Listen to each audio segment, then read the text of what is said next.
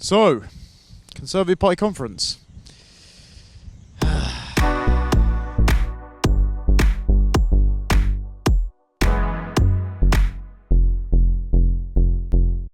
Welcome to our on-the-ground coverage of the Conservative Party conference in 2022 in bright and sunny Birmingham. More on its architectural wonders later. This year was a remarkably dour affair. The atmosphere was one of cope and drunken overconfidence by MPs and loyalist safe-seaters, and an either reluctant or taken-on-the-chin expectancy of defeat at the next general election by the party's grassroots activists. Liz Truss's policies and subsequent reversals pissed off just about everyone, and went down about as well as a cup of cold sick. The layout of the conference space and requirement for passes, RSVP emails, and QR codes to get into any event or reception segregated everything off. It made navigation frustrating and needlessly elitist compared to Manchester, where it's being hosted next year.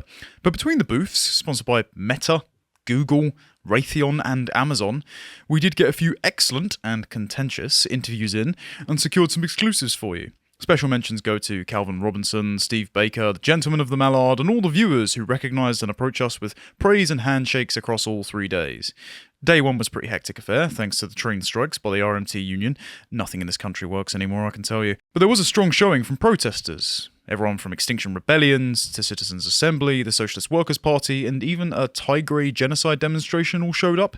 You'll see with the following footage just how much we got up to. So enjoy. The Lotus Eaters attended Conservative Party conference so that you don't have to. Hello Lotus Eaters, it's Connor, I'm here with Rory and we're at day 2 now of Conservative Party conference. As you can see behind me, the pillars of civilization. I mean, physiognomy really does portray the exact kind of people that want to rejoin the EU, doesn't it? Though the funny thing is, they keep yelling out, this way to the U-turn. U-turn, this way to the U-turn. Because of course, Liz Truss has just walked back her...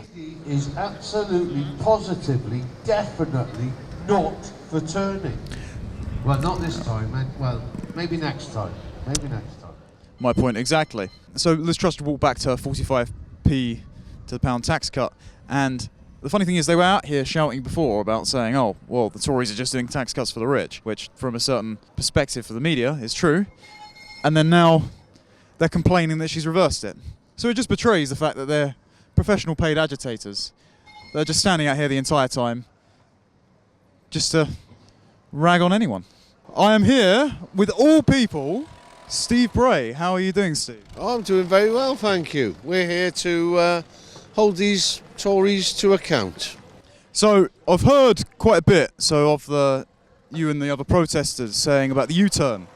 You were here yesterday, if I'm correct, Yep. And the complaint very much was by, I believe, yourself and the Socialist Workers' Party fellows that she was doing the tax cuts for the rich in the first place. Yeah. Well, one of many complaints. So, maybe I'm being a bit thick. Are you unhappy about the U-turn, or is it more just the fact that she had to U-turn in the first place and it's embarrassing? She should never have been in the position of being Prime Minister with Kwasi Kwarteng as Chancellor. It's blind leading the blind. Right, okay. So, obviously your preference is to rejoin the EU. I don't suppose there was any candidates you were particularly delighted about up on the leadership stage, no? No, but I would rather Nadine Dorries being Prime Minister, personally, because that would have ended the Tory party for the next millennium. Right, and we just had Owen Jones chasing down Jacob Rees-Mogg, your best mate there. I mean, let's be fair. Whether the people are in there or out here, they're pretty much set on, the Tories going to lose in 2024, right? How do you feel about a Starmer Prime Ministership? Are you happier about that, or? I'm not happy with what he says about we're not rejoining and we're not doing this. He should concentrate on saying what he is going to do. Now, to put British interests first and the people, we need to be in the single market and the customs union. Whatever they call our form of membership, I don't really care. But we need to be in the single market, customs union. We need to get trade going frictionlessly again, which is what we had before. And we need our freedom of movement back. And we need people to come here to do the jobs that aren't being filled. Right, so you're unhappy with present immigration policy, I'm guessing, there, where there's been... I mean, last year, obviously, we had a million visas, but they weren't all Labour-specific. Would you prefer a more Labour-specific thing within the common market, or are you happy with current levels? We also had agreements with universities, schooling, I've forgotten the name, Erasmus. So we had students that would come here paying far more for their tuition. All that money was going into our economy. So a lot of students aren't coming now. And equally, a lot of students aren't going into Europe. Well, I think it's about 40% Chinese students over here now as well. So that's obviously still quite a lot of money. You probably look at that more than me. Possibly. Too deep in the weeds. My actual background before I joined our lovely website was energy policy for quite a while. In 2021, I wrote a paper to the government saying, right, you're kind of making a balls up of energy policy. I can see something coming down the pike, and looks like we're going to have a very cold winter. But my main complaint was actually the Germans with a case study of what not to do. Do you not feel that if you rejoin the EU, it might just make the energy policy situation a lot worse? I mean, Nord Stream hasn't gone very well. Well, that's Ukraine, Russia. Now, well, the Germans decommissioned all their nuclear power plants and then made themselves reliant on Russia, and that was EU policy. But look what we did. We did away with our gas storage. So, I mean, everybody makes mistakes. It's how you rectify them afterwards that count. So you think that they're rectifying it well now, even though Germany are not rebuilding nuclear power? Not being reliant on Russia is a good thing, because Putin had Europe by the balls when it comes to gas and energy. So why should we rely on Russia when they are now looking at alternatives, which in turn will create more employment? Whether it be in the green field or whether it be in new stations, nuclear. I'm not against nuclear power at all. I think I know it takes hundreds of years to dispose of, the waste product, but it's probably one of the cleanest, most efficient ways of creating energy. You'll know that better than me. So the Germans have basically got it wrong then? I would say yes, on that score. Becoming reliant on a single source is putting all your eggs in one basket, really, isn't it? And these people are paid agitators as well. They're out here all hours of the day. They've been out here since Brexit's happened. The lady is 100% positively, absolutely not going to do a U-turn. Oh, well, she did. Never mind. Just ignore that little U-turn, eh? Broken record right on cue. The funny thing is, Steve Bray, the fella there in the hat, he lives on... Smog, what brings you to Birmingham? Oh, there we go. No, you don't say. Really? Oh, so in Jones as well. Brings me here?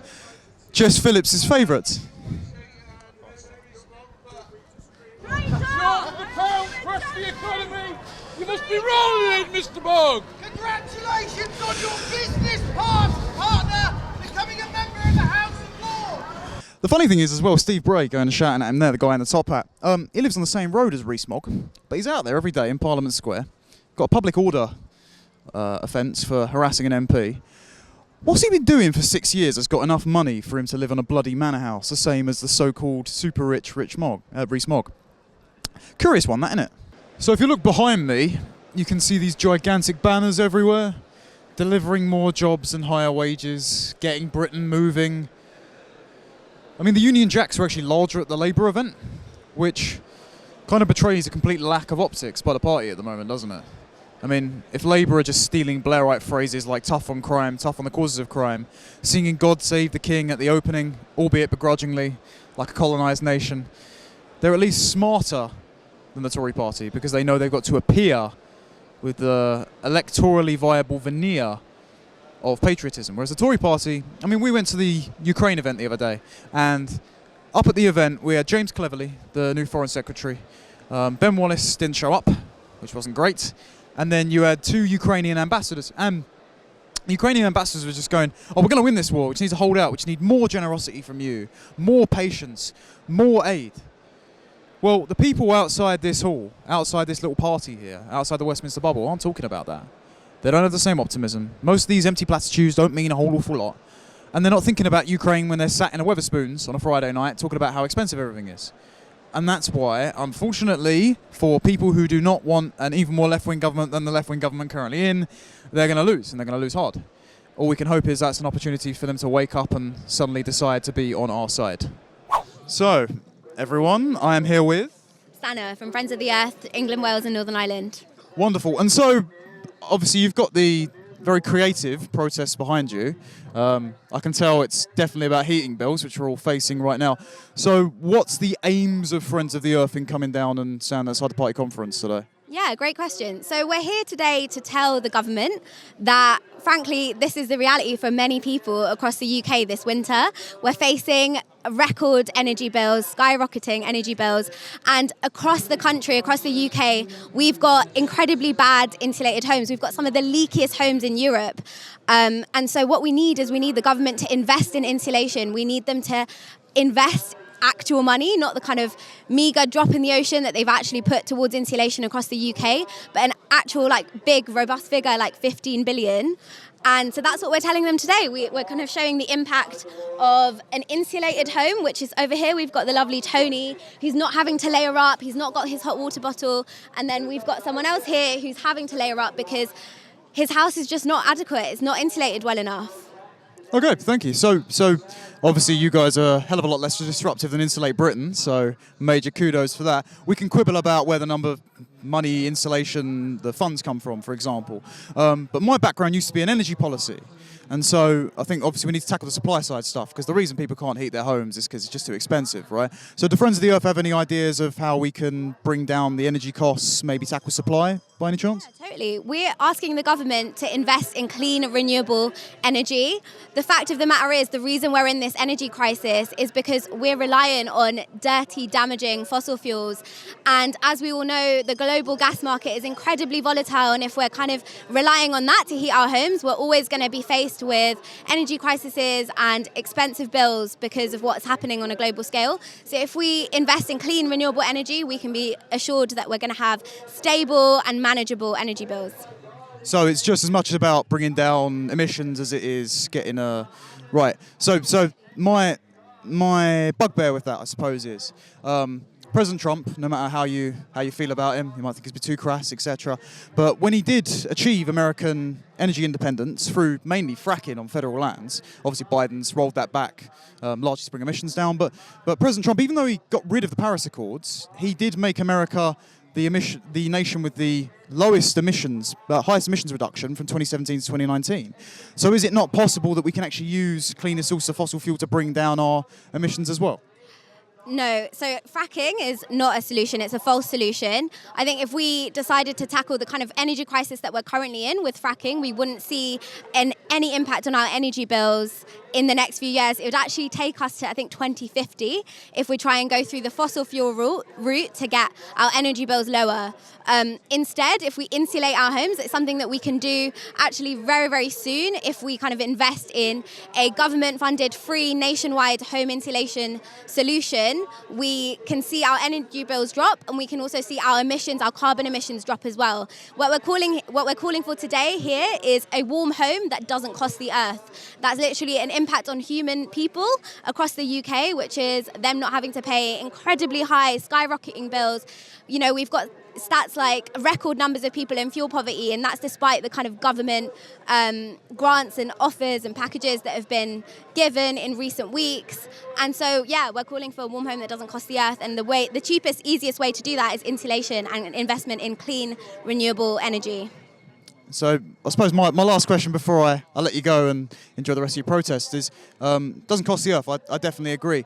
When I did the numbers a little while ago and pitched it to the government, because I said their energy policy was pretty bad, tried looking at what it would take to make the UK fully renewable. And of course, we've got problems with batteries right now and a lot of technological investment needed. It looked about 3 trillion, and it would only meet about 26% of energy demand across the country with no protection for blackouts. Is that not going to cost the earth? Do you not think we need to at least mix it up with some fossil fuels and nuclear, or do you think we can go 100% renewable? So what I can say is that we have fossil fuel companies that are reporting record profits across the UK in the last few months. And frankly, we're not taxing them enough. So we need a bigger, more robust windfall tax that the government can use to kind of invest in things that are going to have real impact in the short term and long term, like insulation for some of the leakiest homes in Europe. That's UK. We've got some of the leakiest homes in Europe. So in short, I think absolutely we need to be investing in clean renewable energy and investing in insulation, and that's what we're here today to tell the government. So 3 trillion not too expensive for renewables then?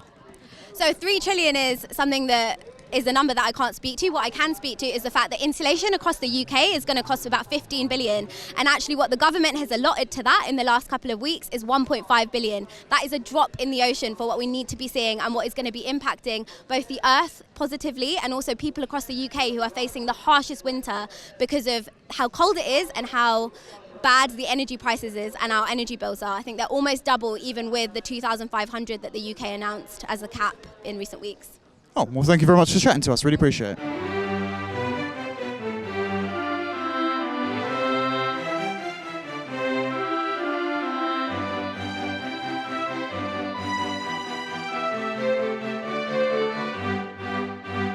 So if you look behind me here, some of the architecture is pretty beautiful. And you wouldn't know that from the rest of the city, let's be fair. Some of it looks like, well, you could throw a hand grenade at it to tidy it up. And it's quite funny, we can say that here, but there was a fellow by the name of Daniel Granger, he's the head of the Young Conservative Network, and he tweeted as he arrived at conference on Sunday, Birmingham's a bit of a dump. Now that shouldn't be too controversial because, as you can see with the footage we provided, there are wonderful shots of Victoria Square, but then the rest of it is quite run down.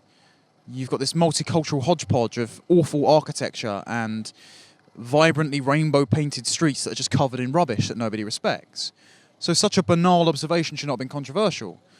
But the guy has been investigated by CCHQ, the Conservative Party itself. He got dogpiled on by a bunch of sitting politicians. And he was the headline story of BBC Midlands for the day. What an overreaction. And we walked past him, funnily enough, because my missus knows him. Walked past him on the entrance to party conference yesterday in this airport security thing with all the armed guards they've got. And he's mulling about backwards and forwards with no conference pass. And he actually had to have a meeting with CCHQ to see if he was allowed in to host his own event. All for saying the pretty observable fact that summer Birmingham looks pretty terrible. Though he did draw a correlation with its population. And can't say that now, can we? So day 3 of Conservative Party conference with myself and Rory, and we have just come back from a Tony Blair Institute panel. Now why this fifth column has been allowed to fester inside this conference is perplexing to both of us. It's like looking at mould behind your fridge and just pushing the appliances back.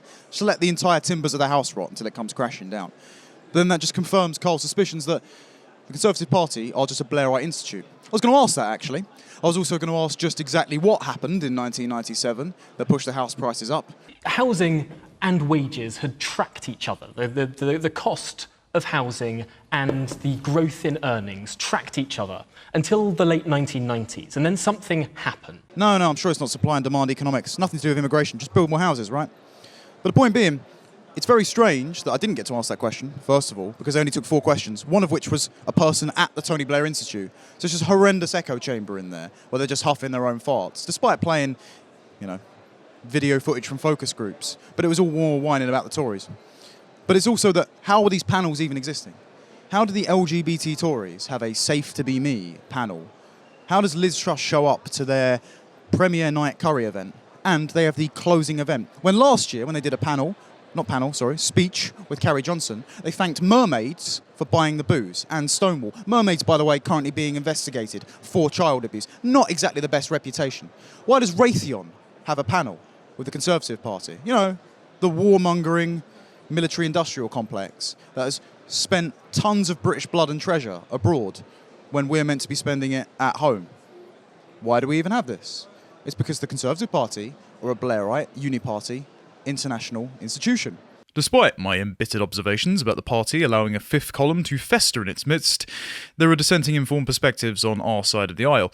I actually caught up with my friend, former special advisor and Talk TV host, Peter Cardwell, in the Hyatt Hotel to get his take on the sorry state of politics. This is a very different conference to any I've ever been to, and actually last week Labour in Liverpool was a very different conference to any I've been to before. Labour are definitely very confident, quietly confident I think, and here at the Conservative conference, because there has been a sense of chaos, a sense of a lack of grip, I think as we stand here on Tuesday, tomorrow's going to be a really big day for Liz Truss. Can she pull it out of the bag? Can she engage the party faithful and bring back some of that enthusiasm that was there for her just a few short weeks ago as party leader? Let's remember she got not a massive majority, but a majority nonetheless, about 58% of the members, and in the hall tomorrow, it's going to be really interesting to see if she connects with them, because I think there's a lot of goodwill from people here here towards Liz Truss, but the events of the last few days have been very difficult for her politically. Yeah, we've noticed, especially with the young Conservative base, they've fractionated into two. They're definitely the sort of YCN types who are happy with Liz Truss. So there was a tweet from Reem, who's obviously on Talk quite a lot. He said, Liz Truss, the best Prime Minister of our lifetime for immigration and tax cuts, whereas we've got the more Mallard crowd who have been on our show, and they're far more conservative in terms of socially conservative, and they're very unhappy, and they accuse the Conservative Party of being a Blairite party. We just went to a Tony Blair Institute event over here, and they seemed more astute to the politics of optics than even the Conservatives are now. Hence why Labour has larger Union Jacks. So I suppose I'm asking, do you think the Conservatives are a Blairite party? And if they are, will it take a loss to turn it around, or do you think Truss is steering the ship? Every party is a coalition. You have all sorts of people from all sorts of backgrounds and ideas, and certainly, the Labour Party, as it has proven over the past number of years, has gone off in two very, very different directions. In terms of the Conservatives being Blairite, I don't see that at all. Actually, I see that Liz Truss's ideology is something which she holds very strongly, and I think that she's created a cabinet of people who mainly agree with her, rather than the sort of coalition cabinets that a number of people have been for. Like Theresa May, for example, was obviously forced to, and Boris Johnson did a little bit. In terms of where the Conservative Party goes, I think it'll be very difficult for them to win in 2024, but also it's a big ask for Labour to turn it around and get a majority. I think it's still all to play for, despite the fact that as we stand here, depending on which polls you look at, Labour are ahead by 25 to 33 points. She's just obviously U-turned on the tax cuts for the 45% rate. Are there any more flagship policies you think that she should be either announcing either tomorrow or in the coming days that could right the ship away from that massive Labour lead?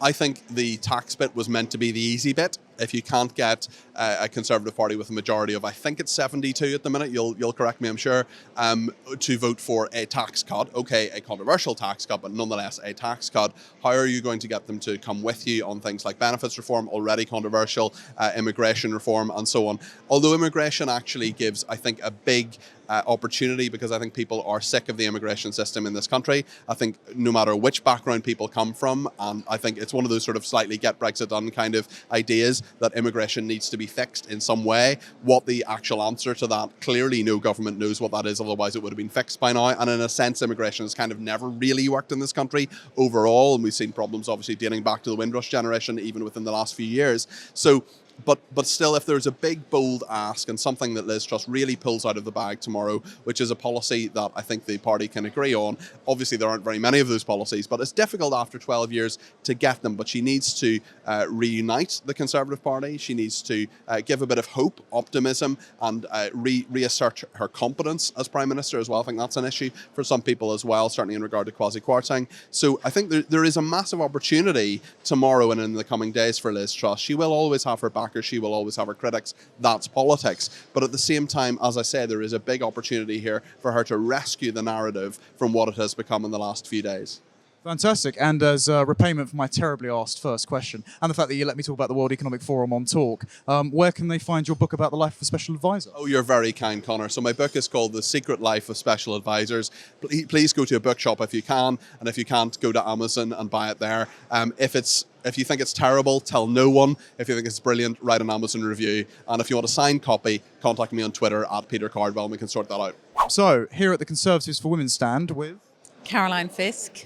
Fantastic. And as you said to me just off air, your organisation was founded basically as a single issue org. Do you mind giving us a rundown of the history? Yeah, so we were so concerned about the idea of gender ideology, the idea that you can have an inner gender identity, and then that should be prioritised over your biological sex. It's one thing for a person to identify like that, but what we've seen progressively is that that's undermining the concept of sex in law. So, that's pushing out the idea of single-sex spaces, single-sex services. It's in schools, it's in prisons, it's in the NHS. So we said, this is really undermining science, women's rights, children's safeguarding. So we just set ourselves up as a single-issue group to say to the Conservative government and the Conservative Party, you need to take this seriously and we need to start pushing back on it. Fantastic. And as well, there's a conference in a short little while saying, why we need a Minister for Men. And from our perspective, I know myself and Rory as well, see the undermining of female safety by gender identity as well an attack on manhood, because I don't see how any man would actually want his daughter, sister, girlfriend, etc., to go into these unsafe spaces with these predatory men who are largely autogynephiliacs who are willing to prey on them. So we absolutely agree with what you've done. When we were walking around, as you said as well, there were some young women who are walking over, some young conservatives who seem very sympathetic to the cause. Do you think that's because this has been so pushed on them that it's unarguable, or is it the event in Brighton, for example? Just clarify, sympathetic to our cause, Yes. or... Well, I think more and more people are waking up to the harms. And I think it's children's safeguarding. When you see teenage girls who, were probably same-sex attracted, but, they've been on TikTok and they've decided, well, actually, maybe they're boys. And so they're taking puberty blockers, then cross-sex hormones. Within a few months, they're probably infertile. Now, I might be exaggerating there, but if they keep going, they'll become infertile. They'll have no sexual function. I think young people are waking up and saying, this is happening to my friends and my generation. And we sort of have to make a choice. We need to be brave and push back against it. It's a really fundamental decision. Are you going to speak out, or are you just going to sort of softly go along with it? It's fantastic if more young people are saying, I'm going to think about this and I'm going to take it seriously, and maybe I'll be brave and start speaking about it as well. Do you think the legislative tide is turning? Because obviously we've just seen Liz Truss become party leader. She was a bulwark against Stonewall when she was Minister for Women's Inequalities, though she recently has gone to the kick-off event with the LGBT Tories, and they've still got the big final event tonight on the Tuesday, and they were sponsored by Stonewall, and they still are. They just did an event with them yesterday. Do you think that the appetite has changed within the party, or do you think they're still pandering to that wing? I mean, I think the Conservative Party, probably rightly so, tries to navigate these things without too much aggression and tries to have debate. So if Liz Truss is continuing to go to Stonewall events, that's good. And hopefully she's being honest about her views and having dialogue. And then, they need to explain their position. So I think within the Conservative Party, we'll always try and have free speech, open debate and tolerance. But I hope legislatively we know which side we're on and we're pushing back. And probably the most important thing is schools. So it was the Conservative government which introduced the 2019 Relationship and Sex Education Guidance, which said that gender identity must be taught in schools. And that's opened up a gateway for Stonewall and so many other organizations to be pushing gender ideology into primary schools and into secondary schools. And we absolutely must act. And we have been promised that there'll be new guidance and there'll be a consultation in autumn. So I think parents all over the country are gearing up to say to the Conservative government, we've had enough, and I hope the government will be listening to them. We've recently seen as well taxpayer-funded libraries hosting Drag Queen Story Hour. Now, of course, we don't know the backgrounds of all the people who are involved in that, but over in the States, for example, it's become a Trojan horse for the likes of in Texas, where a convicted sex offender actually used it to go and read to kids without being properly vetted. We know this can be exploited. Do you think there should be legislative action taken to prevent that, especially by taxpayer-funded institutions, from happening? So I think here in the UK, we're really trying to avoid that kind of culture wars approach, where both sides are burning each other's books and both sides are trying to ban each other. So I hope we can continue to try and resolve this through open debate and free speech. So, I love to push back on drag queen story time, but more by saying, why are you doing this and why do young kids need to see it? And it's transgressive and it's confusing for them. So, then they say, well, that, kids need more gay role models. Well, for goodness sake, bring in, gay firemen, to talk about their job. Bring in ordinary people. You don't need to see men dressed up as women to give kids good gay role models. So I'd much rather approach of open debate and discussion. It's like a cultural antibody reaction rather than a legislative approach. Okay. So That issue. Obviously, things like in schools, you need a legislative approach. Yeah. So I suppose the only final thing we wanted to ask is, recently on the podcast, we covered the fact that the police turned around and said mermaids sending chest binders and hormones through the post could be violating safeguarding concerns, and that could be warranting an investigation. I know there's an ongoing court case, which I don't know if you can comment on or not. What are your thoughts on things at least turning towards concerns about child safeguarding by organisations that push gender ideology? Well, absolutely, we need to start reprioritising safeguarding. And I think that's the thing that's been pushed aside in the whole gender ideology sort of orthodoxy. that, you've got young kids who often have other issues. So they talk about comorbidities. As soon as a child presents and said, well, maybe I think I'm, the other sex, it's like that gets prioritized and any other issue they might have is forgotten. Now, that's an absolute breach of safeguarding. You should be looking at what other issues the child has and how to help them with those issues. And, the very notion of suggesting to a child that they might be in the wrong body and they might, benefit from taking cross-sex hormones, it's just a complete violation of safeguarding as we know it. So we absolutely need to bring safeguarding right back to the centre, and I think that will help us solve a lot of these issues. Shortly after this interview with Conservatives for Women, we were told to head outside, where street preachers were arguing with pro-abortion protesters and passers-by. Our conversation there was interrupted by a particularly perturbed public order inspector, the footage of which you can see on our second channel. If you use discriminatory behaviour or you start insulting other people's views again, then we will take action. Fortunately, we did have a very constructive chat with the anti-abortion advocates the day prior, some of whom were even viewers. I am here today with Christian Hacking, Centre for Bioethical Reform, so CBI UK, and I'm the Public Engagement Officer. Wonderful. Well, thanks very much for speaking to me. And obviously, earlier we saw your banners, and of course, a lot of people are going to go past and say, "Oh, that's incredibly provocative," etc. But that's the reality of the abortion movement. That's the life that you're ending. So, why did you come out and feel so strongly that you needed to show that message to the people coming into party conference today? Sure. So this is our second year at the Conservative Party conference, and we're here this year to point out that since Conservatives have been in government since 2010, 2.8 million unborn babies have been killed by abortion. And actually what's happened in that 10-year period is there's been an increase in 10% in the abortion figures. So last year, 214,869 unborn babies were intentionally targeted and killed in the womb. Subproportion of ginormous, about 100,000 of those inside homes last year. And this has happened under Conservative rule. So whilst they claim it is a kind of conscience issue, really it's an expanding issue that needs to be addressed. It's time to reform our abortion law. Well, do you reckon, so I was at an event with Jacob Rees-Mogg, about 6 months ago, and someone asked him about the issue and he said, "Oh, as a Catholic I feel very strongly on this, but there's no legislative appetite," which is probably the most frustrating thing to hear. I don't think much has changed at the moment, even with the change in government, but do you think there's any more sympathy towards the anti-abortion position?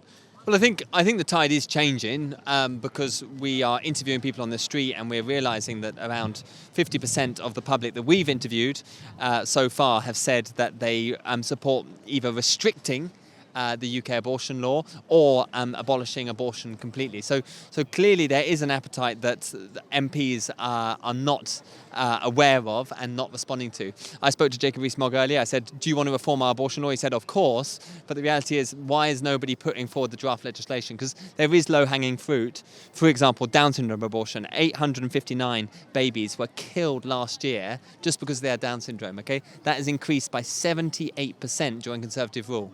And yet, ask most people, they've had good encounters with people with Down syndrome. They don't want to kill them in the womb.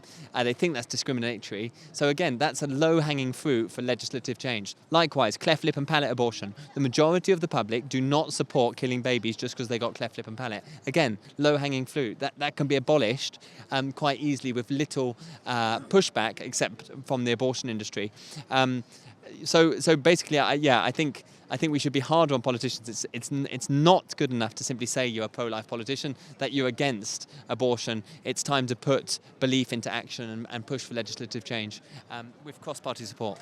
Just lastly as well, have you had much success on fighting against these buffer zones? Because obviously the Scottish Government's looking to put them in and basically stop anyone getting informed consent when they're going into the abortion centres. Do you think that we're going to see similar efforts pushed draconianly in England, or? Yeah, so I calculated this the other day. Currently in the UK, over 100,000 square metres of land it's illegal to pray in the United Kingdom currently, if you add up all the buffer zones. Obviously, if the one in Bournemouth goes through, which is the size of 15 football pitches, then that figure's going to vastly increase. If Scotland does a nationwide buffer zone, then you're going to have huge numbers of spaces where it's illegal to pray, or if you read the legislation, to sketch.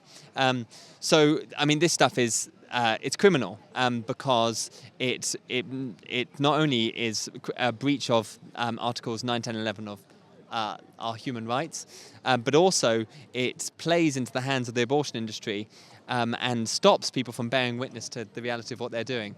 Right now, if you are a vegan, you can protest right up to the entrance of an abattoir on what's going on inside there, yet an abortion clinic, it's banned. So yeah, these things need to be challenged, they need to be dismantled, and the Conservative government should, following on from Sajid Javid's announcement in 2017, should say that this is absolute bogus. If they don't, and buffer zones do come in, to be honest, whilst it's not an ideal circumstance, I think it will actually up the stakes on pro-lifers to actually, take seriously their convictions, and maybe be a way of us atoning for our apathy and silence over so many years, because to witness outside of an abortion clinic will get us a criminal record. But I think if we believe that these are human beings being intentionally killed, then that should be a price that we're willing to pay in order to save lives. Well, thanks so much for defending them, and God bless. Appreciate you talking to me today. Cheers. So, Conservative Party conference. That was amusing, wasn't it? Utterly exhausting.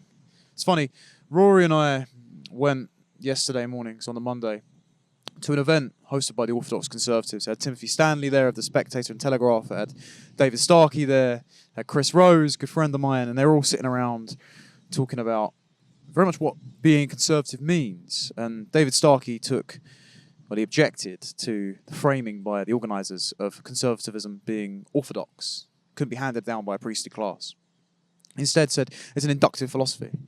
He then said we can't work from first principles, and that's somehow anathema to common law, which didn't really make any sense to me, especially because he was just berating the other guy, Tim, for being a Catholic, and I took that personally. But he is right. It's an inductive philosophy. And so that's the main problem with Conservative Party conference. In there, right, just behind us, just slightly over there, that horrible building, the one outside of the one square that they defend as an architectural marvel to try and insist that Birmingham, the leftist-run city, isn't otherwise a terrible place. Over there, it's the Westminster bubble epitomised. It's the managerial class. They're the rationalists, they're the people who are materialists, they're obsessed with immigration and GDP go up and economics. That's why dominating the headlines has been will she, won't she, U-turn on the tax policy. Meanwhile, we have channel migrants coming across in their thousands every day, besieging the shores of Dover. We have cultural disintegration. Not one word in there about Leicester other than at the fringe events, right? That's under 12 years of Conservative rule. It's a Labour seed that was planted in 1997 by Tony Blair, make no mistake, but it has been germinated. If anything, the Conservatives have poured soil on that horrendous carnivorous plant, and they've done nothing about it. So not to blackpill you, don't get me wrong. People we spoke to at fringe events, wonderful. They're really energised. They're proper Conservatives. They've got feelings on everything from Schmidt's friend-enemy distinction to Oakeshott to Scruton. They're proper philosophical types. And they're not just theorists. They're saying, okay, practical action is needed. We need to live as examples. We can't just be sitting around theorising. We need something to do. But inevitably, they're all saying the same thing. Conservatives need to lose. They need to have Blairism rebuked by an electoral defeat as crushing as one delivered to Gordon Brown. And so, we're walking away from here with the Conservatives doing massive amounts of cope in the hall, but outside of it, things are bubbling. And the reason they're bubbling is just as you saw me getting nearly arrested for using the word insidious on their doorstep. Meanwhile, Steve Bray can scream at the top of his lungs. The only time he was civil was when I was interviewing him and he didn't know who we were. And nothing happens. They can assault MPs, they can harass them all they like. Nothing happens to them. But oh no, I don't even insult the alphabet mafia and I'm nearly hauled away in cuffs. That is the reason people are sick of it, because things just aren't working. We voted for it, and yet they betrayed us. And so, for things to turn around, for us to down white pills like there is no tomorrow, the party conference that we just experienced, that needs to be one of the last ones of them in power. I'm not going to say Conservative Party to Linda Est, but they do need a pretty shocking wake-up call to turn the ship around. And God bless the Britannia left in its wake. It's been Connor and Rory for the Loath Seaters. Thank you very much for supporting us. We'll probably be here next year. We'll drink them dry. Don't worry.